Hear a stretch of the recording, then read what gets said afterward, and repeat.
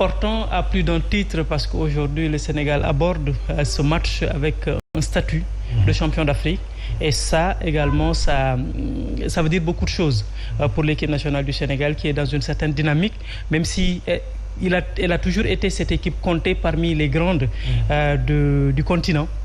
Aujourd'hui avec ce titre de champion d'Afrique plus que jamais le Sénégal a confirmé ce statut et ça ferait un peu désordre que le Sénégal ne se qualifie pas même si on a vu une première manche que les Lions ont perdu mais quand même il y a de l'espoir par rapport au contenu, par rapport à la production de jeu et ça par rapport à tout ce qu'on a vu vendredi dernier au Caire on se dit qu'il y a de la marge, il y a quand même quelque chose à faire. En tout cas on va revenir sur ce match-là, comment il faudra l'aborder pour justement faire ce gap d'un but et pourquoi pas le dépasser pour se qualifier, mais j'aimerais qu'on s'attarde un peu sur les préparatifs avec ce problème de billets que nous vivons actuellement.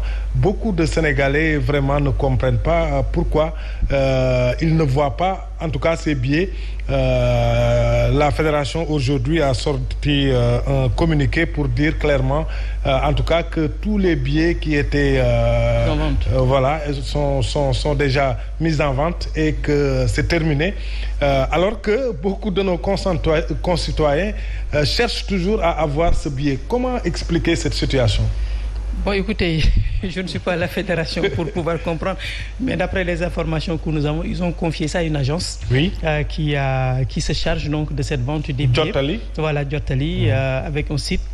Donc, c'est vrai que c'est une nouveauté qui fait que peut-être les gens ne sont pas encore habitués à cette formule et qu'ils ne maîtrisent pas encore parce que c'est des billets électroniques, d'après ce que j'ai compris. C'est ça. Et donc, on ne les voit pas. Maintenant, comment faire pour entrer en possession de son numéro ou de son ticket ou de sa souche, je ne sais pas trop. Parce qu'il y a eu deux étapes. C'est vrai que il y a eu un partenaire technique qui s'appelle Jotali, mais il y a eu aussi, comme vous le dites, ce site www.gaindeyi.com. Mais les gens ont eu aussi des difficultés pour se connecter à ce site-là et pouvoir faire... Je pense qu'il y avait une communication à faire derrière, puisque c'est une nouvelle formule que les gens ne maîtrisent pas trop. Il fallait faire une communication derrière pour expliquer aux gens comment cela se passe et essayer un peu de faire même des points pour montrer aux gens comment ils doivent procéder pour pouvoir entrer au niveau du site, pour voir un peu la procédure à suivre. Pour pouvoir avoir ce billet. Je pense que sur ce point, il y a eu peut-être des insuffisances. Il n'y a pas eu assez de communication pour faire comprendre aux gens parce que ce n'est pas tout le monde qui maîtrise l'électronique. Ce n'est pas tout le monde qui maîtrise un peu les processus au niveau de l'informatique. Donc il y avait une communication à faire derrière pour un peu faire comprendre les gens, mais également sécuriser quelque part. Parce qu'il y a beaucoup d'intox, il y a beaucoup d'informations, certains qui disent il y en a qui ont acheté des centaines de billets pour pouvoir les revendre sur le marché. Sur le marché qu'il y a aussi, des reventes. Il y a le marché noir qui se développe déjà. Les billets de 3 000 par exemple sont à 15 000 aujourd'hui. Les billets de 10 000 francs atteignent les 25 000 francs. Mais quand même, ça pose problème. Je veux dire ça, c'est des éléments qu'on ne peut jamais maîtriser. Le marché noir se développe toujours dans ce genre de situation parce que c'est un contexte où tout le monde veut avoir son billet et donc quelque part ça développe un peu ce marché noir. Mais je pense qu'il y avait des moyens un peu de sécuriser davantage et de minorer cet effet. Mais bon, on espère que demain, il y aura pas de problème parce que les gens ont beaucoup d'appréhension. Beaucoup se sont inscrits. Ils sont entrés au niveau de ce site, mais ils n'ont pas pu entrer en possession de leur ticket. Ils ont déjà envoyé l'argent. Donc, il y a beaucoup de soucis à ce niveau, d'après les échos qu'on a. Mais on espère que d'ici demain, ils trouveront la solution et qu'à l'entrée du stade, il y aura vraiment pas de problème. Parce que le challenge, c'est de pouvoir remplir le stade. Voilà, le challenge, c'est déjà ça, de pouvoir remplir le stade. Et donc, par rapport à cela, il y avait un travail à faire sur cette vente de billets pour pouvoir au moins assurer cela et permettre aux gens à la veille du match, que les gens puissent être tranquilles et que la fédération également, qui est organisatrice de l'événement, puisse maîtriser certaines données. Parce que si c'est les professionnels, il y a moins de soucis, mais si c'est la vente du billet, c'est un nouveau stade, c'est une nouvelle formule qu'on met en place, c'est un match à grands enjeux, donc il y a beaucoup de paramètres qui fait qu'il fallait vraiment travailler davantage sur cela. Est-ce qu'à partir de ce moment-là, dans la stratégie, est-ce qu'il fallait peut-être initier peut-être ce partenaire technique ou rester sur ce qu'on a connu, avoir des points de vente avec des heures et des dates bien connues, que ça soit à Pékin, à Guédiawaye, dans d'autres, que tout le monde puisse s'y rendre et acquérir facilement son billet. Bon, on se dirait que ça aurait été plus facile. Et tout le monde se serait retrouvé. Mais peut-être que parce que c'est un nouveau stade, qu'il y a une nouvelle manière, une nouvelle approche à faire, ils ont mis en place cette nouvelle formule, en se disant peut-être qu'ils pourront maîtriser la chose, mais là on se rend compte, du moins à quelques heures, qu'il y a quand même des soucis. Mais c'était une option à faire, parce que c'était le premier match. Ça tombe sur un match à grands enjeux, donc davantage ça met plus la pression sur la fédération et sur justement ce secteur de vente des billets. Mais bon, moi je me dis, de manière brute comme ça, c'est pas une mauvaise chose que de vouloir mettre en place une nouvelle formule. De vouloir innover, quoi. De vouloir innover et de vouloir moderniser. Parce que c'est comme ça que ça se fait aussi partout dans le monde. Mais espérons que l'appel de Aliou Cissé sera bien entendu, parce que lui, ce qu'il demande, c'est qu'il y ait des supporters, de vrais supporters qui arborent les couleurs du Sénégal. Oui, mais ça aussi, je pense qu'il y a également un travail à faire au niveau des supporters, parce que, comme il l'a dit, on n'a pas encore cette mentalité d'être des supporters. Il y a le 12e Gaïndé qui... Voilà, on est plus des spectateurs. Même au niveau de nos clubs, on le sent. Quand l'équipe est dans ses moments forts, tout le monde est derrière. Mais quand c'est dans des moments faibles, on n'entend plus rien dans le stade. Alors que c'est là où on a le plus besoin du public. Mais il faut qu'on essaie un peu de... comme on dit. Il faut qu'on essaie un peu de nous former à ça, qu'on devienne de vrais supporters en accompagnant l'équipe, parce qu'aujourd'hui, on a une équipe qui est dans une autre dimension.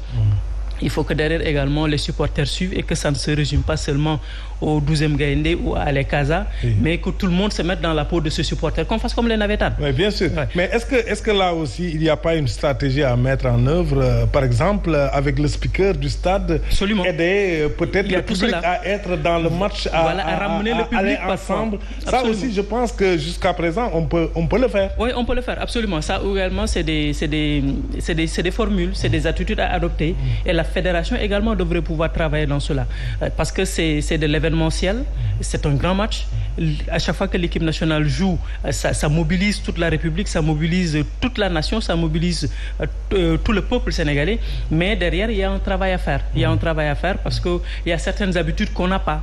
Et il faut qu'on essaie un peu de nous les inculquer, de faire des piqûres de rappel.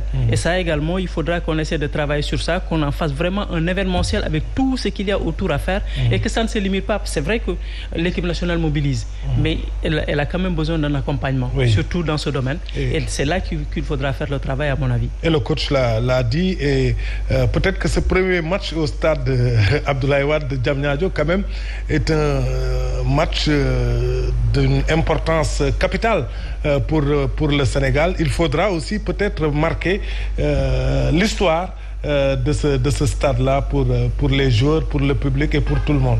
Oui, parce que c'est surtout ça qui stresse, parce que c'est un nouveau stade et vous savez, il y a des... je ne sais pas comment appeler ça. Quand une équipe nationale joue dans un stade, il y a une première qui marque toujours.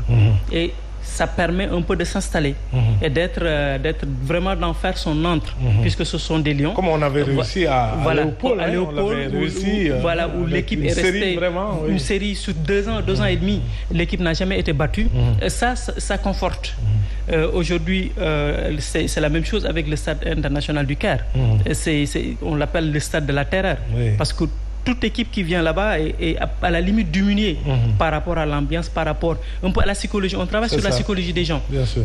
Et ça, c'est pas seulement aux joueurs de le faire, c'est pas seulement à l'UCC de le faire, c'est pas seulement à la fédération de le faire, c'est tout le monde. Et c'est tout le Sénégal. Même ceux qui ne sont pas au stade, il y a un travail à faire derrière pour que ce stade devienne vraiment imprenable, que ça soit l'antre des Lions. Et ce premier match va beaucoup jouer. Ça va être extrêmement difficile parce que ça vient dans un contexte couperet où l'équipe, ça passe ou ça casse dans ce contexte d'éliminatoire de la Coupe du Monde. Mais il faudra accompagner l'équipe parce que quand même, il y a une bonne base qui est là. L'équipe a montré de bonnes choses au niveau du Caire, a montré des choses vraiment où on peut avoir de l'espoir. Et puis l'équipe de l'Égypte a montré qu'elle est bien prenable. Mais psychologiquement, c'est une équipe très forte. Et ça, il faudra également... Qui a l'habitude aussi de ce genre de match, de situation où elle arrive très souvent à s'en sortir parce que psychologiquement, ils sont très forts parce qu'ils ont une histoire, ils ont une base sur laquelle... un socle sur lequel ils sont assis pour pouvoir faire quelque chose. Et il faut que nous également, on arrive à ça. On a cette base, il faut la travailler.